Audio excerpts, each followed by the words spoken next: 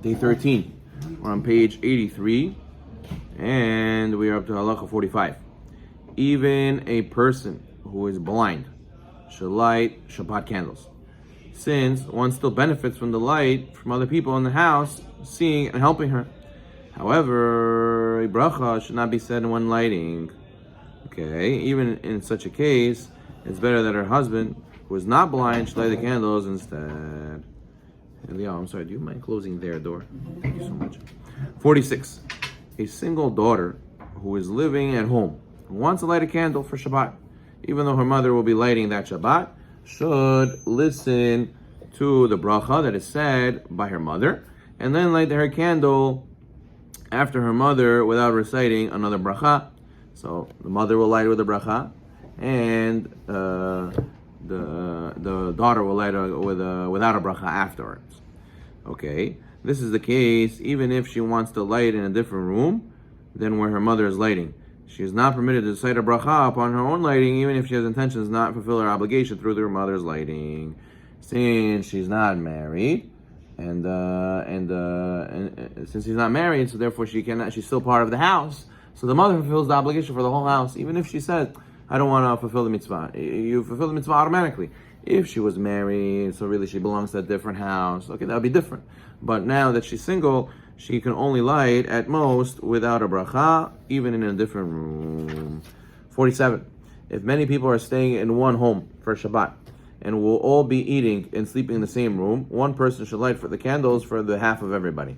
If each person will be sleeping in a different room, then each person should light in his or her respective room with a bracha, and only one person should light in the dining room with a bracha. But Ashkenazim, they follow differently. They say that even if one person lights in the room, other people can light in the same room with a bracha. 64, the note. Ashkenazim, however, rule in accordance with the Ramah in Resh Samech Gimel, that one may nevertheless recite a bracha even though there's another candle lit. Therefore, according to this opinion, each person may light their own candles in the dining room. Even according to Ashkenazim, it's preferable that if each person has their own room, that they should light in his own room. Furthermore, Siyah Chaburah, who brings several Ashkenazi poskim, who state that one may only be lenient for women who are all lighting in one spot, and not for men. So the ladies should light. The Ashkenazim, they're allowed to light in the same place, but in according to Sfaradim, multiple people staying in the same house should light each in their own room. Yes. Yes, there's a minhag. There's a minhag like that. We spoke about that before. There's a minhag to light according to the children you have. Okay, good. 48. When one is a guest in somebody's house, a married couple staying at their parents' or their in-laws' house fulfill their obligation through the lighting of the mother of the household. However, if the couple have their own to sleep in their own room, and no one else may enter the room during their stay without their permission, then they should light their own candles with a bracha in the room they're sleeping in. The candles must be large enough that they will still be burning when the couple gets back to their room later that night. That's Chazon Ovadia. Very good. Okay, 49. One who is a guest and has a specific room set aside for him to sleep in can light in the room that he's sleeping in.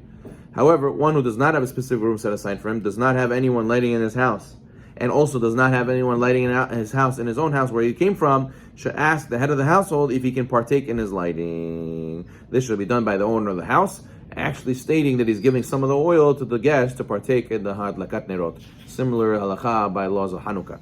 Okay, 67. Shulchan Aruch in Resh Samech Gimel. If the guest relies on his basic needs from the owner of the house, such as if he's there for long term, then he does not have to acquire part in the candles of the oil. Sometimes family members, they come to their family who live abroad, right? They come from Israel, they live in America. And he's staying by him for 6 months. He feeds him, he gives him whatever he needs. So over there, you don't have to go and ask him to make me partake in his oil. But if I'm just a guest, very short term, so then you're very temporary. So then if you want to rely on his mitzvah, you have to go and ask him to give you part of the oil, meaning you have a portion, you own halachically some of the oil, and you fulfill the mitzvah together with him. 50. If one will be a guest at someone's home for Friday night meal, but will not be sleeping there, he should light in his room to benefit when he comes back to his dorm or his house. So you light in your house, in your room, and then you add enough oil that it should be burning when you come back home. If possible, one should light candles in his room after the time of Plag Minha, except Shabbat upon lighting, and then leave for the host's house. However, if one lights within half an hour before Shkia, there's no need to accept Shabbat upon lighting candles.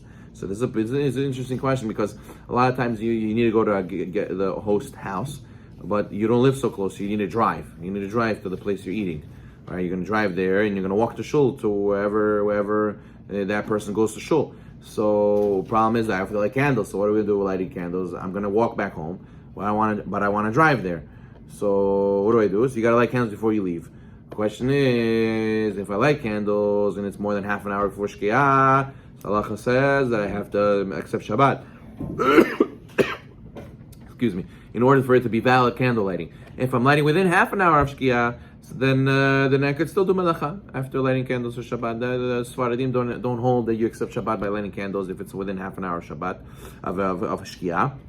So if I'm within half an hour, I'll light the candles and then I'll get in the car and drive all the way to my host's house. But if it's too early, so then you can't. If it's more than half hour before, if you light the candles, you got to accept Shabbat and you can't drive. 51. Let's do 69. Note 69. See Halacha Shabbat Malka, who states that if a person lit the Shabbat candles in his house with a bracha with the intention to return home after the meal, and then on Shabbat he decided to stay at the night at his host's house, his bracha and Shabbat candles that he lit is not considered like it was recited in vain. Okay. 51. One who is not home for Shabbat and is staying in a place that he has his own private room must light Shabbat candles where he's staying for Shabbat, even though his wife will be lighting in his house. So let's say you went on a business trip and you got to stay there for Shabbat. So what happened? You're staying in the hotel room or staying in somebody, you get rented some Airbnb, whatever it is. So even though your wife is lighting at home because she stayed home, still, since you're away, you have to light your own candles. You have to light Shabbat candles where you're staying. If he does not have his own private room and is staying at somebody's house who will be lighting candles, in addition to his wife's lighting at his home, he has to fulfill the obligation of lighting. However, if there's a time difference between where he's staying and his house, then he should ask to have a portion in the lighting of the host. Okay? That's why I was telling you the laws of Hanukkah also. When the parents live in America, he lives in Israel, so there's a time difference. Many opinions say that he should still light his own candles. Okay, same thing over here. 52. Yeshiva students are obligated to light Shabbat candles even if they are in yeshiva in the country of their parents' residence. So even though he's in New Jersey, the parents are in New York, or he's in upstate New York, whatever it is, the yeshiva students are obligated Shabbat candles. Preferably, each student in each dorm room should light their own candles. Otherwise, all the students may fulfill their obligation with one set of candles. If this is not possible, one may rely on the candles lit in the yeshiva's dining room, provided that he will have some light in his room, such as an electric light coming from the hallway or a night light. So Shabbat candles, you got the yeshiva boys have to light in the dorm, in the dining room. Maybe they could mishtatif. They can all partake together, acquire a portion of the oil and the wax, and that way they fulfill the mitzvah together. But if not, then each one has to light in their own dorm room. Only one person can light in the dining room. 53. Let's do note 73 over here. Footnote. Halacha b'ra Yaakov Yosef adds that since many yeshivot do not let the students light candles in the room because of potential fire hazard, one should rely on lighting an electric light instead, or at least have some light coming into the room from the hallway or the bathroom. That also comes up by hotels. Sometimes hotels don't let you light in the dorm room, in the hotel room, or in the hospital. Sometimes they don't let you light candles in the hospital. Over there, if you have a real incandescent light bulb, then you can make a bracha on it, then you can light the electric light. But if it's LED, mahloket. So therefore, you could light the LED, but without a bracha. In any case, even when lighting in the room or the dining room, only one person should recite the bracha on behalf of everyone. Chacham Ovadia Yosef, Allah Shalom, is brought in a letter in the Kitzur Shulchan Aruch Ovadia, writes that the girls in seminary should all light at least one candle, even when lighting in the dining room, and one girl each week should recite the bracha on everyone's behalf. After answering amen, they should all light their candles as well. Okay, so you make like a shaliach to make the bracha. One person makes the bracha together. Okay, 53. One who will not be home for the night does not have to light Shabbat candles. However, if he might return home while it's still nighttime, then he should light large candles that can last until when he returns home. If one is unsure if he'll be returning home that night, then one should light the candles before Shabbat without a bracha. If one does not have large candles or enough oil, then he should turn on an electric light with the intention it should be for hadlakat nerot Shabbat. Okay, hotel. We'll end with this halacha: lighting Shabbat candles when you're in a hotel. When staying in a hotel, there are different places where one can light Shabbat candles. Like sometimes you go on a Shabbaton in a hotel, right? The best place to light is a dining table where you're going to eat.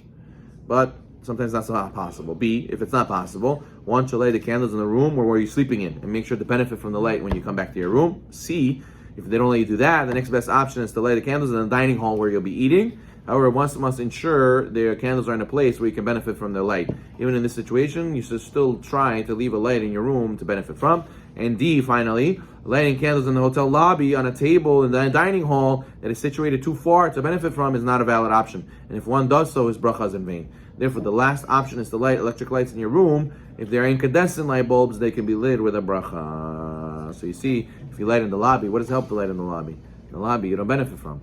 And what does it help to light in the dining hall, but all the way on the side where you're not even sitting? You're not benefiting from that either. So therefore, it's always best to light where you're eating or to light in your room. If there's no fire they let you use, so you could use an electric incandescent with a bracha, LED without a bracha. Hazak Baruch, Shabbat Shalom, Chodesh Tov Vorach. See you next time, everybody. Be well. Have a great day.